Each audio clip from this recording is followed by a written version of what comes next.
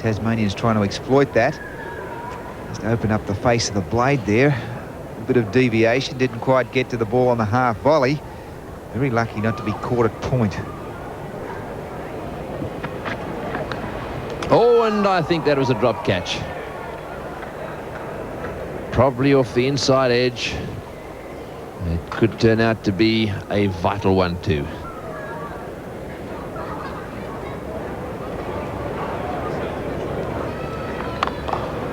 Well, that's just wide of the fieldsman there. Good shot by Mark Waugh. That's going down to the boundary and into the fence it goes. That's the first 4 of the New South Wales innings.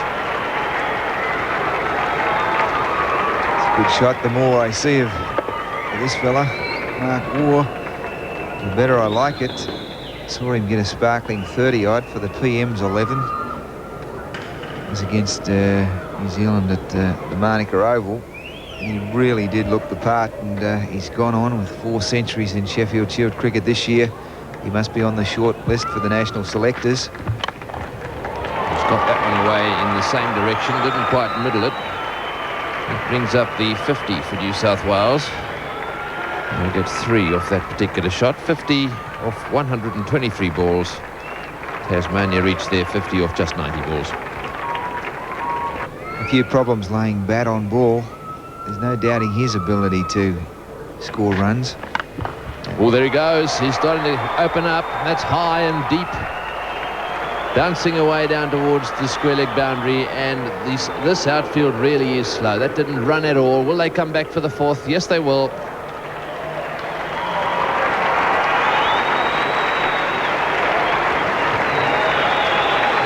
There wasn't any apparent chat at the end of the over. Maybe there was a chat at drinks between the 2 batsmen, but certainly they've decided to move it up a cog into overdrive now. Shots from Waugh, now shots from Hookie. Oh, he's got him, caught behind. Really going for that one. He doesn't look too happy, Scott Hookie. Trying to whack it away to mid-wicket. 12 runs and 1 wicket off that over. And a big wicket too to Tasmania. Yes, well, he's occupied the crease right from the start, and a little agricultural, that shot. Gets the nick. Saul gets the chance to take it, make amends for the previous drop. So Hookie is out for 28, New South Wales, 3 for 59. Greg Matthews.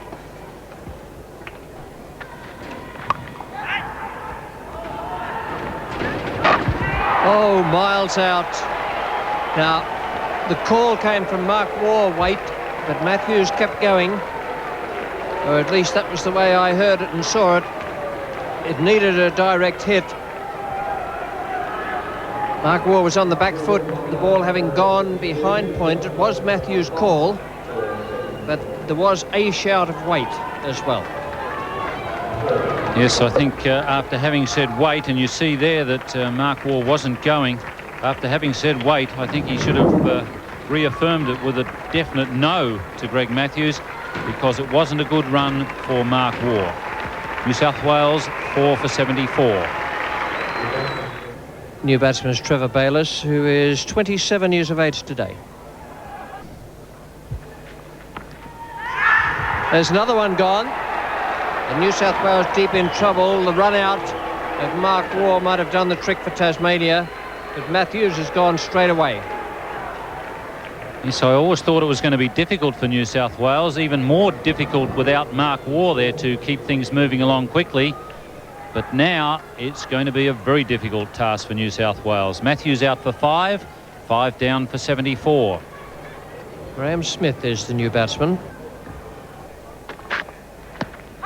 Close, got him, yes, he knew he was gone. The birthday's over. Bayliss out for 18. Plumb in front. A vital wicket for Tasmania.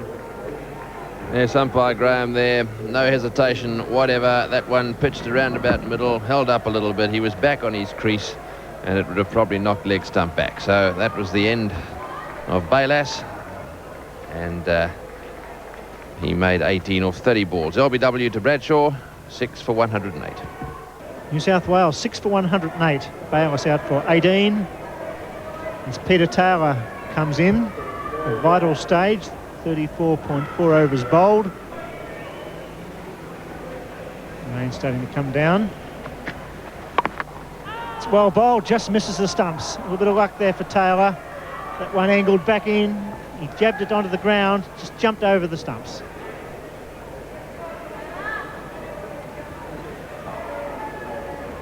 Yes, that was a little bit lucky, right into the block hole there and over the top of the stumps. Blizzard didn't enjoy that too much.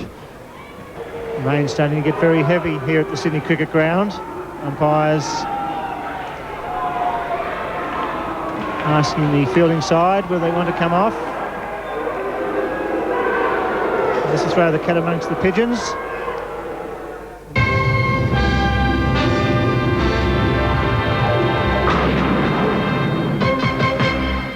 Thursday night, it's brand new excitement with Jake and the Fatman. I'm gonna take you apart like a clock. He's a sweet guy. 9:30, following Murder, She Wrote on 9. I never thought having an intimate relationship could be a matter of life or death. But because of AIDS, I'm scared. Anyone who's sexually active could get it and die. Now laboratory tests have shown that nanoxynol 9 will kill the AIDS virus on contact. Using a condom containing nanoxynol 9 should further reduce the risk of catching AIDS. That's why I only trust Lifestyle's Ultrasure condoms. Lifestyle's Ultrasure with nanoxynol 9. Major disturbance on 34th and Vine.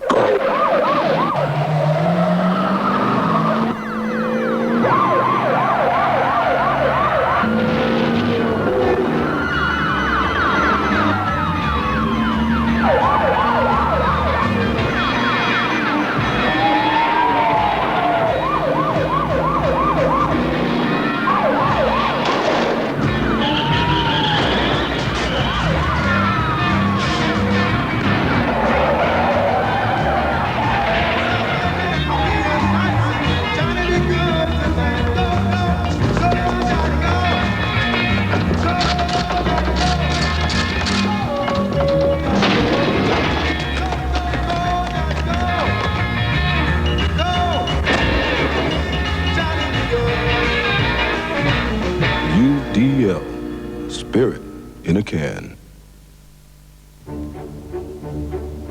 Sitting behind the wheel of a new Ford Fairmont Ghia is a rather uplifting experience. With its dynamic 3.9-litre multi-point fuel-injected engine and superb range of luxury features. So, if you've set your sights on the top, there's really no question how to go. In new Ford Fairmont Ghia, drive one and you'll get there. Mentors, Wawani, Party Boys, Models, Noiseworks. They're all there on Oz Rock 88, a celebration of Australia's very best music. And it's yours free when you buy selected Sharp audio products during Sharp's Take 2 promotion. Oz Rock 88. Grab your free cassette when you get it on with Sharp's high fashion sound.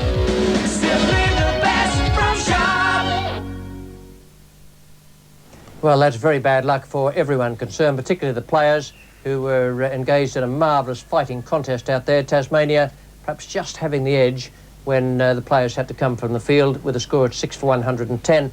Now, with these limited overs matches, it requires a calculation from the umpires to work out how much play there will be in the remaining time available. They worked out that there will be a total of 41 overs now, and the target score for New South Wales is 127. That's a big disadvantage to the Tasmanians. It's bad luck for them. These things always favour the side batting second in these matches. So New South Wales need 127 to win, and they have a total of 41 overs in which to do it. Here's the first ball after the resumption. Peter Taylor is taking strike, and Alistair De Winter is the bowler. There's no restriction in the number of overs that any individual bowler can bowl.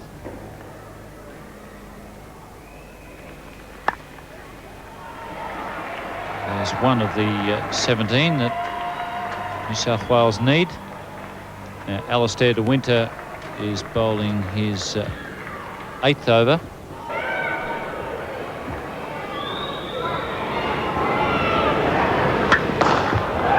The attempted Yorker from Rodney Tucker. But Graham Smith got the bat down in time to smash it away on the full. And that makes New South Wales' job pretty easy now. Yes, well, Smith is a timer of the ball. It wasn't a good delivery, but it wasn't all that bad. It was just aimed at the base of the stumps, and Smith didn't miss the opportunity. He struck it beautifully. Glorious off drive. Then we race across the wet outfield.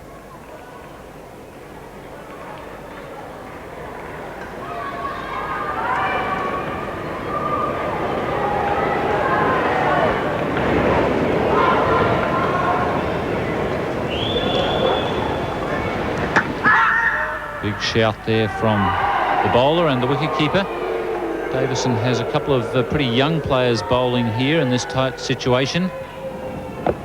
And they probably did hit the pad first, so a reasonable shout.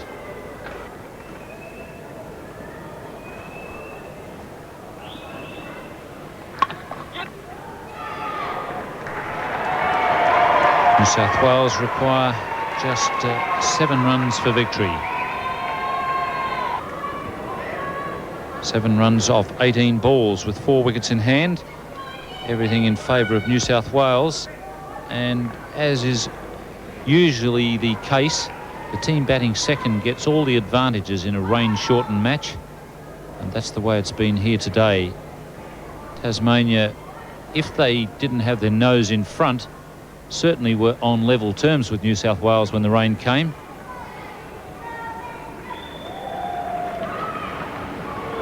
But in that revised formula, Tasmania really didn't have much chance. 7 runs to win. Alistair de Winter getting an extra slip now, an extra gully use coming up, so Davison trying to bowl them out.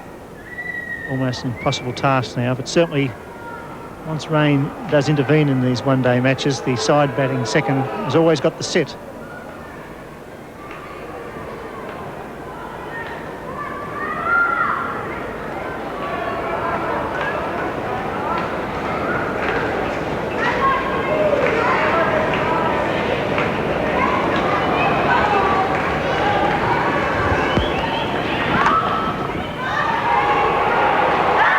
Big shout.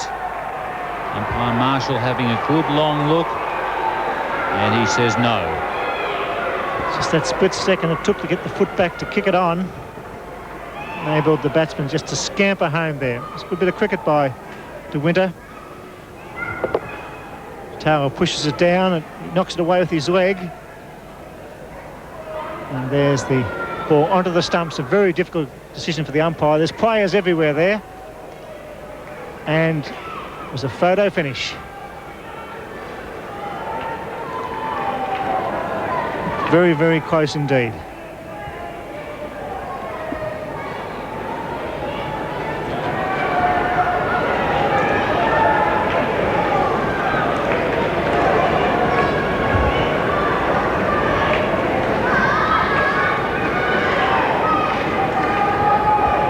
Graham Smith standing out of his crease as he faces Alistair de Winter.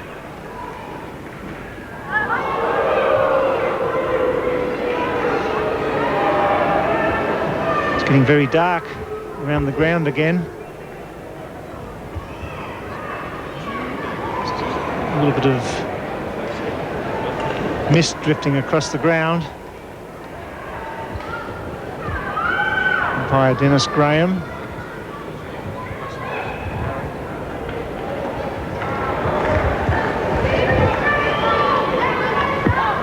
Don't know how that missed. An attempted Yorker.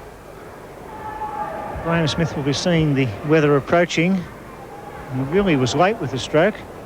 The ball was almost through. He gave himself some room on the onside. De Winter flat out here for Tasmania.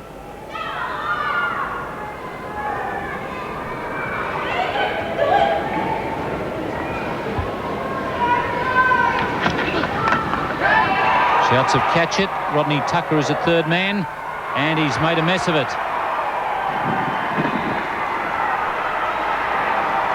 Well, that ball may have been going into the wind. In fact, No, it's not going into the wind, so he didn't have that excuse, but he misjudged it badly. Yes, it was up for a long, long time. It went very high. It was the top edge and it flies away. Tucker streaming in at the last moment. Lunged forward, got his hands to it, but the ball fell out. Just the single scored.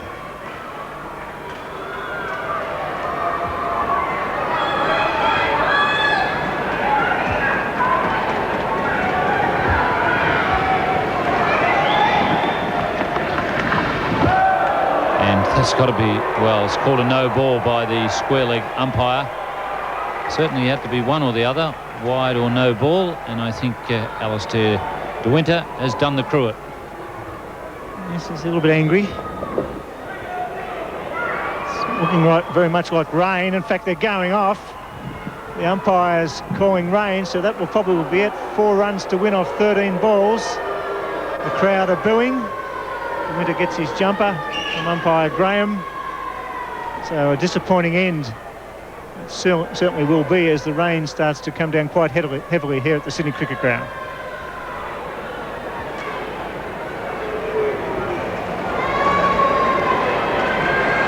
Well, we're at the 39th over stage now.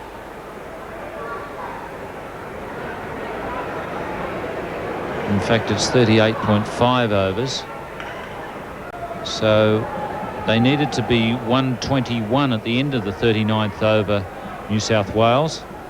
So if you're going on that calculation, it looks like New South Wales are ahead. Now, the other thing that needs to be considered is the run rate. Tasmania scored at 3.08 in their innings. And presently, New South Wales are scoring at 3.16. So they're ahead there on run rate. So I would think that if this is the end of the match, which it looks like with 5:33 on the clock, just 12 minutes of time left, and with the full covers going on, there's no way in the wide world they're going to get those off and start play again in the time that we have left. So I would think you could mark New South Wales down as having won this match. Well, in the end, it was an easy win for New South Wales, as we thought would happen once the players went back on the field. There really is a marvellous advantage for the team batting second in these limited over games, and it's something that should be looked at to try and make the whole thing more equitable for the two teams, not just an advantage for the team who manages to win the toss earlier in the day. Here's Tony Greig now down in the presentation area, and he has with him the representatives of the two teams. Thank you, Richie. Well, I've got $4,000 here allocated by the Australian Cricket Board from their McDonald's Cup kitty. And $2,400 today go to the New South Wales side, and Greg Dyer has been good enough to come along and collect the cheque. Well done. A little bit fortunate in so much as the rain helps a little bit these days for the side batting second. Then again, you won the toss and made the right decision. Well, that's right. I guess as the rules currently stand, that's the way to go. If there's a bit of weather about, then if you win the toss, you do the right thing and bowl. Was that your main reason for making that decision early on, or was perhaps the slightly underdone pitch? Yeah, a bit of both, actually. They really hadn't devoted as much time to preparation of this wicket as I think they would have liked, and I was wondering just exactly how it would play, and I thought, well, if we bowl first, we're a better chance, and of course with the weather, that was the double factor. Do you have any strong feelings, Greg, on this rule that they use when a match is interrupted, in so much as it does seem to affect rather disproportionately the side that's in fact in the field? Yeah, I'm not exactly sure what can be done, of course. A lot of people have tried to work out different formulae and what have you. I just wonder whether the wickets that have been taken can somehow come into account. I'm just not quite sure which way it can go. Well played today. Good luck in the semi-final. Thanks very much. Well, we've got $1,200 here for the Tasmanian side too. Peter Faulkner's come up to collect that. Your $1,200, Peter. You just would be a little upset about the way things went with the rain today. Yeah, a little bit disappointed. I don't think we were disgraced today, though. I thought we fought back then at the start after a bad start with our bowling, and I thought we got back into the game well. Yes, it was not a great pitch, was it, for a one-day game? I don't think so, no. I think the wicket for the Sheffield Shield match wouldn't have come up all right for this one-day game, so I suppose I had to prepare another one. Well, you're going to have to hang on now to find out where you're going for the semis, but good luck in those. Right, thanks very much. Thanks, Peter Faulkner. Well, we've got a Man of the Match award here too, $400, and a new face to all of us, Graham Smith. Congratulations. Come right in here and take that check away. Well done. Did you enjoy it? You enjoying the McDonald's Cup? Yeah, it's good. Played a couple of games so far. Obviously keen to get into the big time in the Shield as well. Well, that's the objective of everyone, I suppose, to get into the Shield. Where do you think you've got that tour? Obviously did you a lot of good over to Zimbabwe. Yeah, it gave me an idea of what first-class cricket's about. And, very well done today. We enjoyed that very much, and good luck in the semi-final. Thank you. So, there we are, Richie. That's all from down here. Back to you. Well, I can understand Greg Dyer's feelings there. He'd be very, very happy that New South Wales won, but he does have qualms about the methods used to work out the overs and also the advantage given to the side batting second.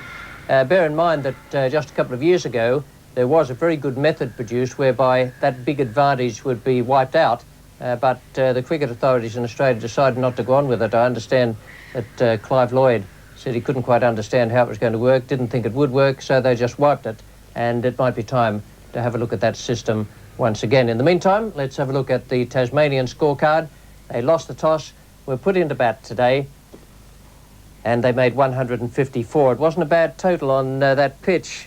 The dicey track out there, the ball was lifting and keeping low and moving a lot off the seam. Top score, Glenn Hughes, 32.